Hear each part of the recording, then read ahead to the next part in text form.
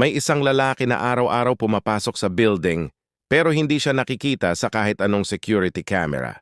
Sa front desk, lagi nila siyang nakikita, nakapolo, may dalang envelope, laging nagmamadali. Pero pag tiningnan ng guard ang CCTV, wala siyang nakikitang pumasok. Ang nakikita lang, biglang bumubukas ang pinto, tapos may envelope na lilitaw sa mesa. Nagulat ang management kaya isang gabi, nag-set sila ng 3 cameras sa entrance.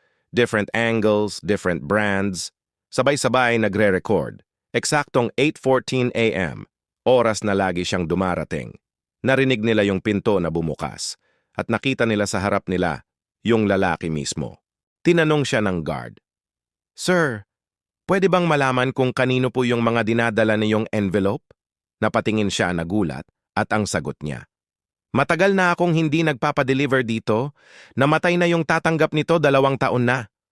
Tapos bigla siyang nawala sa harap nila. As in literal, blink lang ng mata. Nung chinek nila yung 3 cameras, walang pumasok, pero andun pa rin sa mesa. Yung envelope,